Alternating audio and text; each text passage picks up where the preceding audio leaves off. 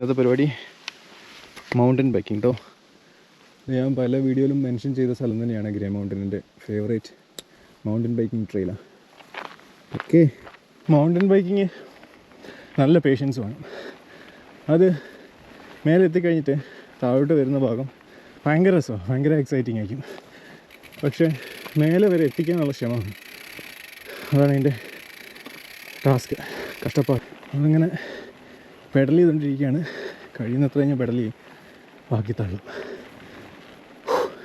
ഈ പഴയ നാരായണത്തുറാന്തിൻ്റെ കഥ കിട്ടിട്ടില്ലേ, അതേ ഒരു സെറ്റപ്പാണ്. കഷ്ടപ്പെട്ട് മുകളിൽ പോവുക, തിരിച്ച് ഫണ്ണ 1.5 മണിക്കൂർ എടുത്തിട്ട് കുന്നിന് മുകളിൽ കയറുക, അത് കഴിഞ്ഞ് തിരിച്ച് ഇറങ്ങി പറന്നിങ്ങ് പോരാ. പക്ഷെ തിരിച്ച് വരുന്ന ആ ഒരു 15-20 മിനിറ്റ് ആയിരിക്കും. പക്ഷേ 25 മിനിറ്റ് എന്നൊക്കെ പറഞ്ഞു കഴിഞ്ഞാൽ മേൻ പറഞ്ഞറിയിക്കാൻ പറ്റില്ല. It's gonna B so much fun. Half way ആയി തോന്നുന്നു.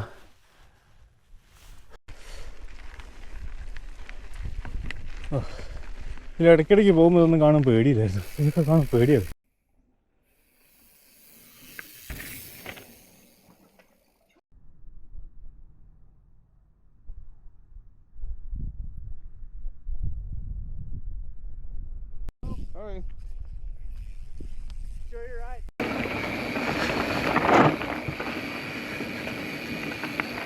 അപ്പോൾ നമ്മൾ താഴോട്ട് ഇറങ്ങുകയാണ്. എനിക്ക് ഒത്തിരി സംസാരിക്കാൻ പറ്റില്ല, കാരണം എനിക്ക് നന്നായിട്ട് ഫോക്കസ് ചെയ്യണം ഡൗൺ ഹില്ല് പോകുമ്പോൾ. അപ്പോൾ ഞാൻ ഒത്തിരി സംസാരിക്കാതെ റൈഡ് ചെയ്യുന്നതിൽ കൂടുതൽ കോൺസെൻട്രേറ്റ് ചെയ്യും.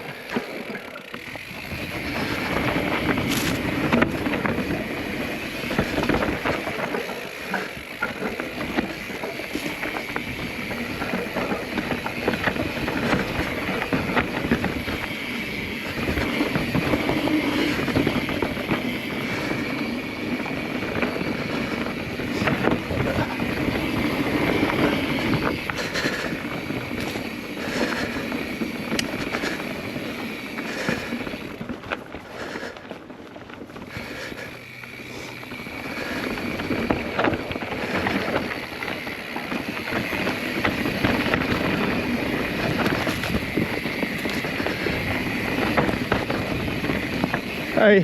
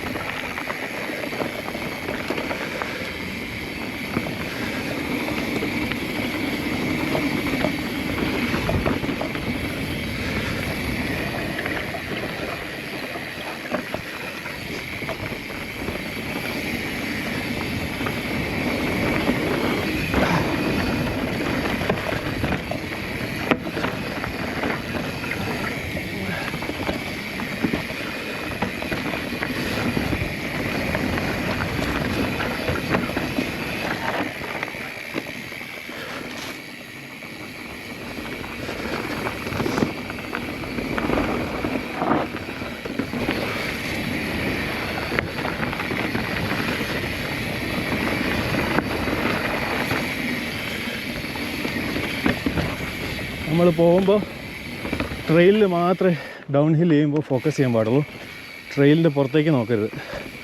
പുറത്തേക്ക് നോക്കിക്കഴിഞ്ഞാൽ നമ്മൾ പുറത്തേക്ക് പോകും.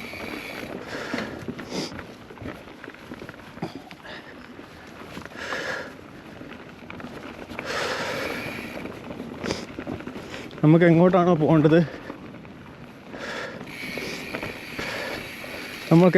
പോകേണ്ടത്, അവിടെ മാത്രമേ നമ്മൾ ഫോക്കസ് ചെയ്യാൻ പാടുള്ളൂ. പുറത്തേക്ക് നോക്കിയാൽ പോയി.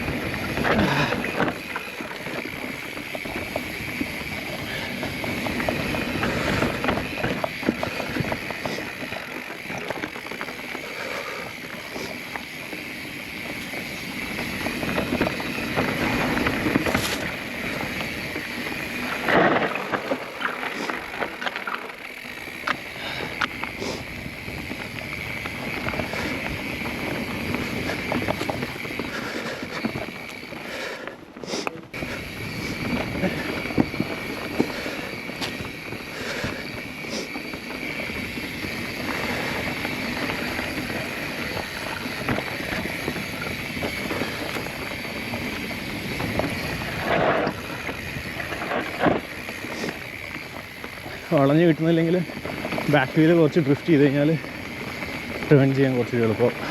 ബ്രേക്ക് പിടിച്ച് ഷ്രെഡ് ചെയ്താൽ നടക്കും.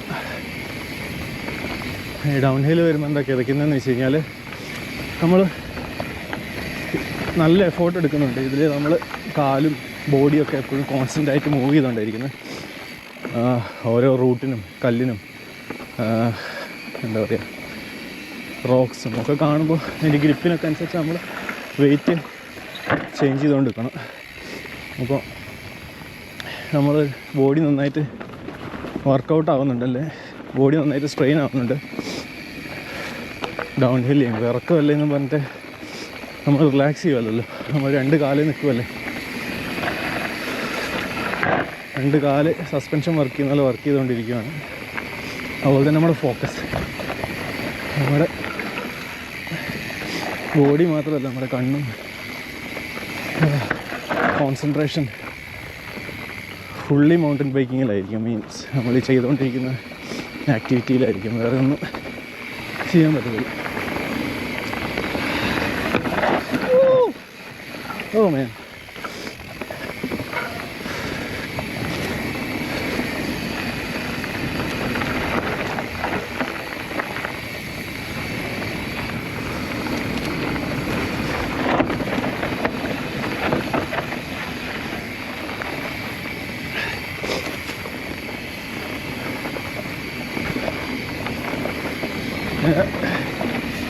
ഞാൻ ചെയ്യുന്നതിൽ ഏറ്റവും ഡേഞ്ചറസ് ആയിട്ടുള്ള സ്പോട്ടാട്ടത്.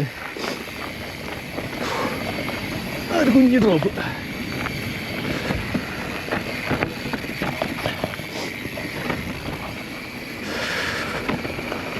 ഓ മാൻ,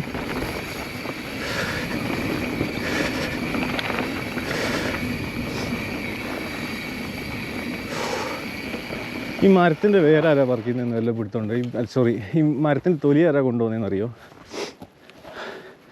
ഇന്ന ഒരു പിടുത്തം കിട്ടാത്തൊരു പരിപാടി. എന്തെങ്കിലും ജീവിയാണോ, അല്ല നമ്മുടെ പ്രിഡേറ്റർ സിനിമയിലെ പോലെ വല്ല പ്രിഡേറ്ററാണോ എന്താ?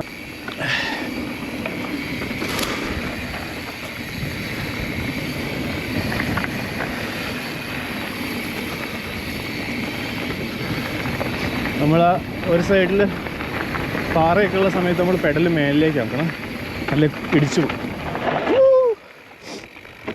പെഡല് താന്നിരിക്കുവാണെങ്കിൽ നമ്മൾ ആ ലെവലിൽ പിടിക്കുവാണെങ്കിൽ ആ കല്ലിലൊക്കെ ഇടിച്ചു പോകും.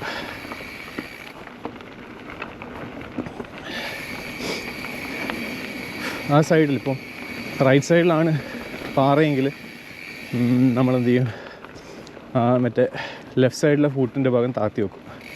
അതങ്ങനെ നമ്മൾ കോൺസ്റ്റൻ്റ്ലി ഇങ്ങനെ മൂവ് ചെയ്തുകൊണ്ടായിരിക്കും നമ്മുടെ ബോഡി, നമ്മുടെ കാലും. ഇങ്ങനെ ഇറക്കമിറങ്ങുകയാണെങ്കിലും നമ്മളങ്ങനെയാണ് ചെയ്തുകൊണ്ടിരിക്കുന്നത്. ഈ ടയേഴ്സ് ഭയങ്കര ഗ്രിപ്പാണ്, ബ്രേക്സും നല്ലതായതുകൊണ്ട് കേട്ടോ ഇതിങ്ങനെ ചെയ്യാൻ പറ്റുന്നത്. അപ്പോൾ ഈ മൗണ്ടൻ ബൈക്സ് എന്താ എത്ര എക്സ്പെൻസീവ് എന്ന് ചോദിച്ചു കഴിഞ്ഞാൽ ഇത് തന്നെ. ഇപ്പോൾ ഞാൻ ആദ്യം ഉപയോഗിച്ച ട്രെയിൽ ബൈക്കിന് ഒരു പ്രശ്നം ഉണ്ടായിരുന്നു.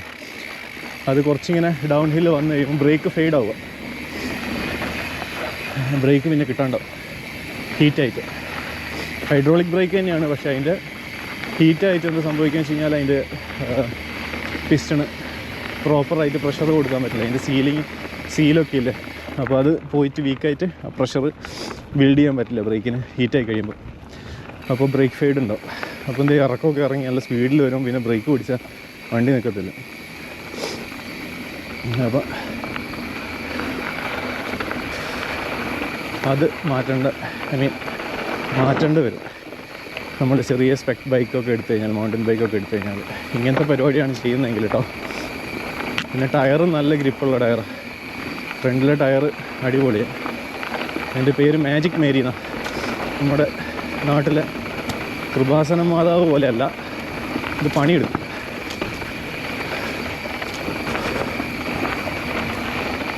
കൃപാസന മാതാവ് പോലെ തട്ടിപ്പല്ല. അയ്യോ,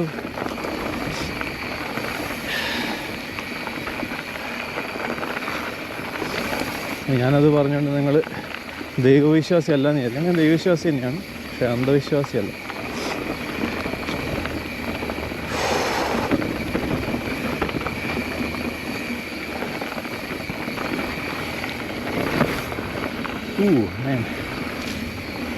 ആ ഒരു പോർഷൻ ഇപ്പോൾ കഴിഞ്ഞ ഒരു പോർഷൻ ഭയങ്കര സ്കെച്ച് എന്നെ സംബന്ധിച്ചിട്ടോ.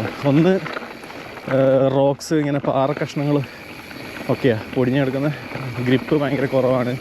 പിന്നെ ഒരു സൈഡ് പാറയും ഇപ്പുറ സൈഡ് കൊക്കയും. പിന്നെ ഭയങ്കര സ്റ്റീപ്പുമാണ് വൺ സൈഡ്. വീണ് കഴിഞ്ഞാൽ നമ്മൾ പപ്പുച്ചേട്ടൻ പറഞ്ഞ പോലെ നമ്മൾ എഞ്ചിന് തവിട് പൊടിയും. നമുക്ക് പിന്നെ ഇത് ഇത്ര സാഹസകരമായിട്ട് ഇറക്കി കഴിഞ്ഞിട്ട് PWD നമുക്ക് അവാർഡൊന്നും കിട്ടാനില്ലാത്തതുകൊണ്ട്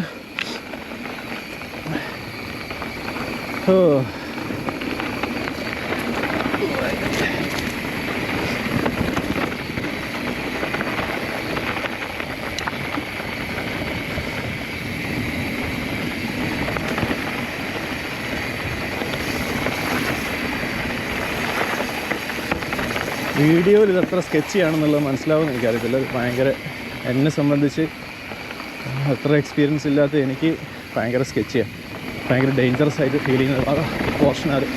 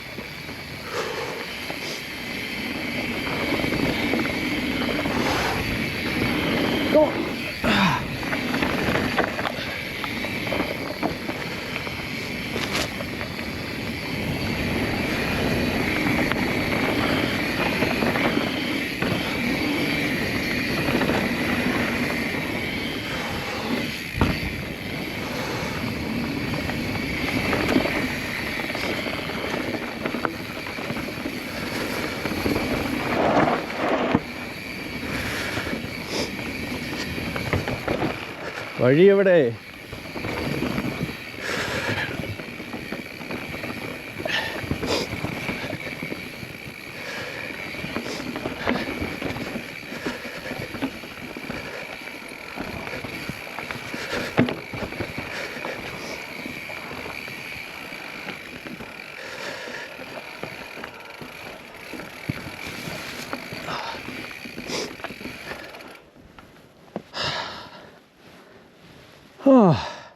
നമ്മൾ ഫ്രണ്ട് സസ്പെൻഷൻ ഒത്തിരി സോഫ്റ്റ് ആക്കി കഴിഞ്ഞാൽ എന്താ സംഭവിക്കുക വെച്ച് കഴിഞ്ഞാൽ നമ്മൾ ബ്രേക്ക് പിടിക്കുമ്പോൾ ഫ്രണ്ട് എൻഡ് ഡൈവ് ചെയ്യും. അത് നമുക്ക് എന്താ പറയുക, അത്ര കോൺഫിഡൻസ് തരില്ല, ഭയങ്കര ഡേഞ്ചറസാണ്. അപ്പോൾ കറക്റ്റ് നമ്മൾ സെറ്റ് ചെയ്ത് വെക്കുക എന്നുള്ളതും ഭയങ്കര ഇമ്പോർട്ടൻ്റാണ്. അതുകൊണ്ട് നമ്മളിത്ര എന്താ പറയുക അഡ്ജസ്റ്റ്മെൻറ്റ്സൊക്കെ ഉള്ള സസ്പെൻഷനും ഒക്കെ എന്തിനാന്ന് വെച്ച് കഴിഞ്ഞാൽ നമുക്ക് നമ്മുടെ ലിമിറ്റ്സ് മാക്സിമം പുഷ് ചെയ്യണമെങ്കിൽ അതിനനുസരിച്ച് കേപ്പബിൾ ആയിട്ടുള്ള, ഇപ്പോൾ നമ്മൾ പറയുമ്പോൾ ഒരു സൈക്കിളാണ്, പക്ഷേ അത്രത്തോളം എന്താ പറയുക നമ്മൾ കസ്റ്റമൈസ് ചെയ്ത് നമ്മുടെ വെയിറ്റിനും നമ്മുടെ കേപ്പബിലിറ്റിക്കൊക്കെ അനുസരിച്ച് നമ്മൾ സെറ്റ് ചെയ്ത് വെക്കുക, നമ്മുടെ റൈഡിങ് സ്റ്റൈലൊക്കെ വെച്ചിട്ട്. അപ്പോൾ ഫുള്ളി അഡ്ജസ്റ്റബിൾ ഫോക്സിൻ്റെ സസ്പെൻഷനാണ്. ഇപ്പോൾ നമ്മൾ മോട്ടോർ സൈക്കിളിലൊക്കെ എന്താ പറയുക, ഹൈ ക്വാളിറ്റി സസ്പെൻഷൻസ് ഒക്കെ വരാം. പക്ഷേ ഇത് ഇത്ര ലൈറ്റ് വെയിറ്റ് ആയിട്ട് ഉണ്ടാക്കണം. ഇവരുടെ ചലഞ്ചസ് എന്ന് പറയുന്നത് ഇത്ര ലൈറ്റ് വെയിറ്റ് ആയിട്ട് ഉണ്ടാക്കുകയും വേണം, എന്നാൽ സ്ട്രെങ്ത്തും വേണം, ഫ്ലെക്സിബിലിറ്റി ഉണ്ടാകാൻ പാടില്ല. അപ്പോൾ അത് കമ്പനിയെ സംബന്ധിച്ച് ഭയങ്കര ടാസ്ക് ആയിരിക്കും. അപ്പോൾ അത് അതിൻ്റെ മാനുഫാക്ചറിങ്ങിന് ഒത്തിരി കഷ്ടപ്പാടുണ്ടാവും. പിന്നെ കോമ്പോണൻസൊക്കെ നല്ല ക്വാളിറ്റി ഉള്ളതായിരിക്കും. അതൊക്കെ കൊണ്ടായിരിക്കാം എല്ലാ സാധനം ഭയങ്കര കോസ്റ്റ്ലി ആവുന്നത്.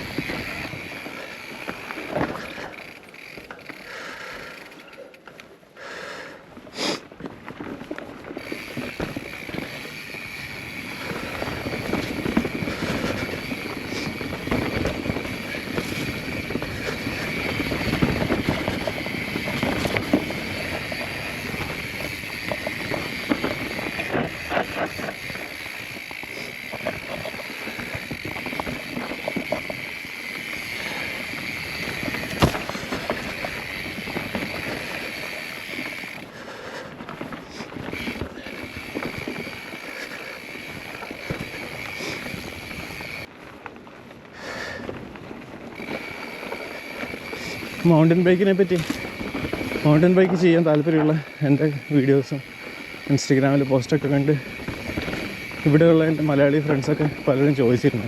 3-4 പേര് ചോദിച്ചിരുന്നു മൗണ്ടൻ ബൈക്കിങ് എന്താ, എങ്ങനെയൊക്കെയാണ് സെറ്റപ്പ്, എങ്ങനെ സ്റ്റാർട്ട് ചെയ്യാമെന്നൊക്കെ. അപ്പോൾ അതിലും കൂടി ഹെൽപ്ഫുള്ളാവും തോന്നുന്നു ഞാൻ ഈ വീഡിയോയിൽ പറഞ്ഞ കാര്യങ്ങൾ.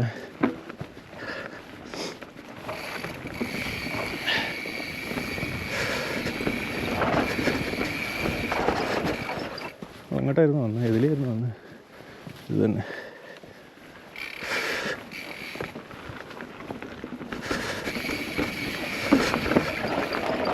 ഈ കാണുന്ന പാടൊക്കെ, മരത്തെ കാണുന്ന പാടൊക്കെ മൗണ്ടൻ ബൈക്ക് ചെയ്യുമ്പോൾ ആൾക്കാർ ഇടിച്ചു പോകുന്നു. കൈയൊക്കെ ഹാൻഡിൽ ബാറൊക്കെ ഇടിച്ചു പോകുന്നു.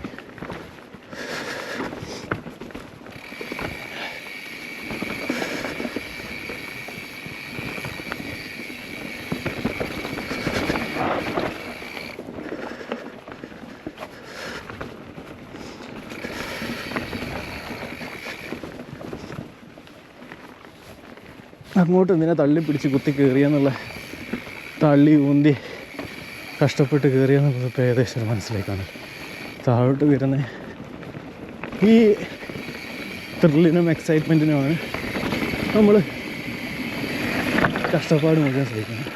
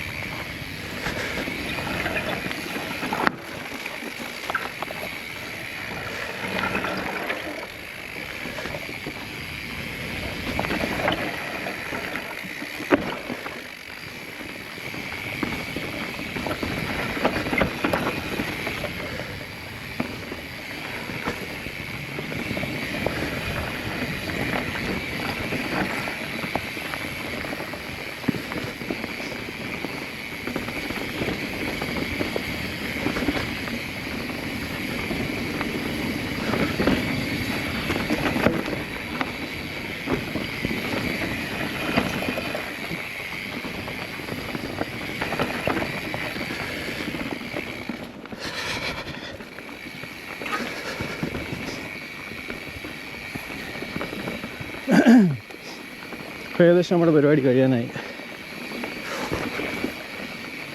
മാക്സിമം ഞാൻ ഈ ഷോർട്ടാക്കി വെക്കാൻ നോക്കാം ഈ വീഡിയോ.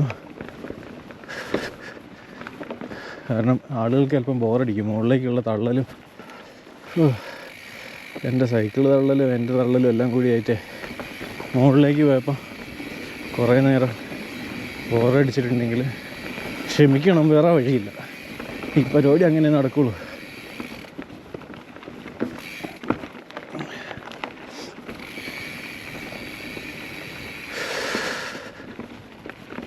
ഞാൻ അടുത്ത വേറൊരു ട്രെയിലുണ്ട്. അവിടെ ആകുമ്പോൾ കുറച്ചും കൂടി നമുക്ക് ഇങ്ങനത്തെ ടൈപ്പല്ല. അവിടെ കുറേ ഡ്രോപ്സ് ഉണ്ട്. ജംപ്സ് എന്ന് പറഞ്ഞാൽ കുറച്ച് ഡ്രോപ്പുകളുണ്ട്. അതൊക്കെ ചാടിച്ച് പോകും. അത് ഞാൻ വീഡിയോ ചെയ്തിരുന്നു. എൻ്റെ ആദ്യത്തെ വീഡിയോ, ഈ ചാനലിലെ ആദ്യത്തെ വീഡിയോ അതായിരുന്നു. പക്ഷേ അതിനകത്ത് ഞാൻ സംസാരിച്ചിട്ടൊന്നുമില്ല, ജസ്റ്റ് റൈഡ് ചെയ്യുന്ന ഫുട്ടേജേ ഉള്ളൂ. അതത്ര നല്ല ക്ലാരിറ്റി ഒന്നുമില്ല. ഓക്കെ, ഞാൻ അത് എവിടെയും അപ്ലോഡ് ചെയ്തിരുന്നു, ഫേസ്ബുക്കിൽ എവിടെയോ. അത് കഴിഞ്ഞ് പിന്നെ ഡൗൺലോഡ് ചെയ്ത് ഞാൻ യൂട്യൂബിന് വേണ്ടിയിട്ട് എൻ്റെ ഫയൽ അത് പോയിരുന്നു. അപ്പോൾ ഞാനത് പിന്നെ ഡൗൺലോഡ് ചെയ്തിട്ട് ഫേസ്ബുക്കിൽ നിന്നിട്ട് ഡൗൺലോഡ് ചെയ്തിട്ട് ഞാൻ യൂട്യൂബിൽ അപ്ലോഡ് ചെയ്തു. അതുകൊണ്ട് അതിൻ്റെ ക്വാളിറ്റി ഇല്ല ആ വീഡിയോയ്ക്ക്.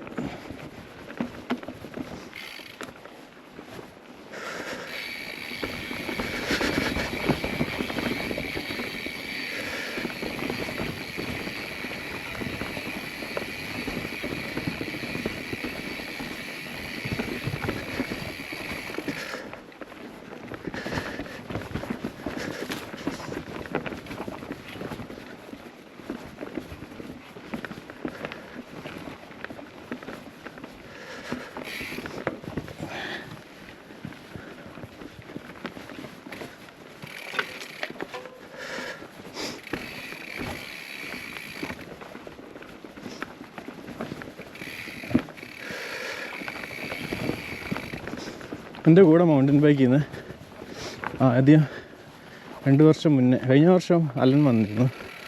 അലനെ അറിയില്ല, നമ്മുടെ മോട്ടോർ സൈക്കിൾ ബൈക്ക് റൈഡിന്, മോട്ടോർ സൈക്കിൾ റൈഡിനൊക്കെ വരുന്നു. പുള്ളി ഉണ്ടായിരുന്നു. ഈ സീസണിൽ പുള്ളി ഇറങ്ങിയിട്ടില്ല. ഞാനാണ് ഈ ഇന്ന് പോകുന്ന കാര്യം പറഞ്ഞു. പെട്ടെന്നുള്ള പ്ലാനിങ് ആയതുകൊണ്ട് ഒരു ദിവസം കാത്ത് നിൽക്കുമായിരുന്നു. ഇന്നിപ്പോൾ മാത്രമല്ല, എനിക്ക് കുറച്ച് സമയമുള്ളൂ. ഇത് കഴിഞ്ഞിട്ട് അടുത്ത പരിപാടി നമ്മൾ സ്കെഡ്യൂൾ ചെയ്തിട്ടുണ്ട് ഓൾറെഡി. ഒരു മീൻ പിടുത്തം നമ്മുടെ നെയ്ബറിനെയും കൊണ്ട്. അപ്പോൾ മീൻ പിടിക്കാനും പോകണം. അതുകൊണ്ട് ഇപ്പോൾ എനിക്ക് 6 മണിയാകുമ്പോഴത്തേക്കും പോകാമെന്നാണ് പറഞ്ഞത്. ഇതൊന്നിപ്പോൾ 5:30 ആയി കാണും. നേരെ വീട്ടിലേക്ക് പിടിച്ച് അടുത്ത പരിപാടി പിടിക്കും.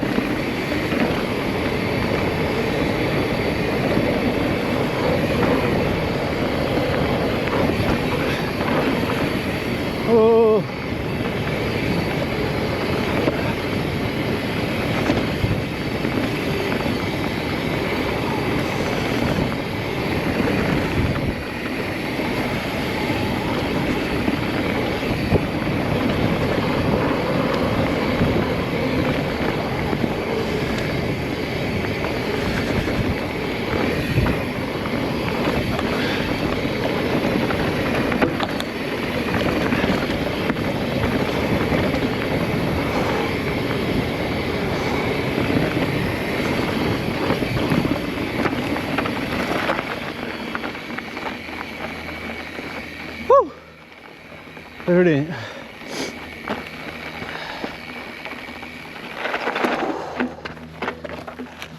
മേൻ നമ്മളെ കഴിഞ്ഞ ദിവസത്തെ ഫിഷിങ്ങിൻ്റെ വണ്ടി ഇങ്ങനെ ഇരിക്കുന്നത്, പിന്നെ കഴിയില്ല, സമയം കിട്ടിയില്ല. അങ്ങനെ ഇന്നത്തെ പരിപാടി കഴിഞ്ഞ്. Hope you guys enjoyed it. ഞാൻ ശരിക്കും എൻജോയ് ചെയ്തു. ഒരു ദിവസം എന്താ പറയുക, നന്നായി സ്പെൻഡ് ചെയ്ത പോലെ തോന്നും നമ്മളിങ്ങനെ ഒരു പരിപാടി കഴിഞ്ഞ് വരുമ്പോൾ. Man, that was fun. That was fun.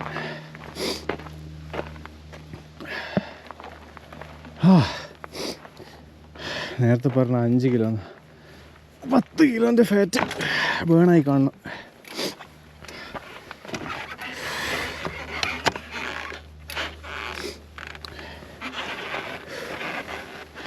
അവിടെ നിൽക്കട വിട്ടാ അവിടെ വന്നു.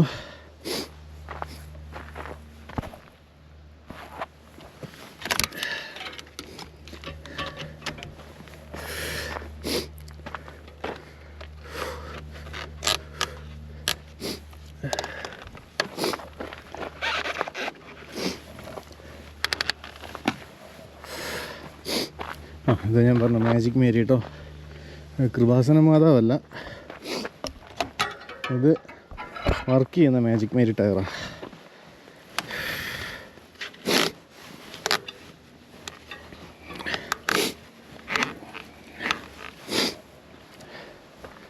വർക്ക് ചെയ്യുന്നുള്ളത് നിങ്ങൾ കണ്ടില്ലേ.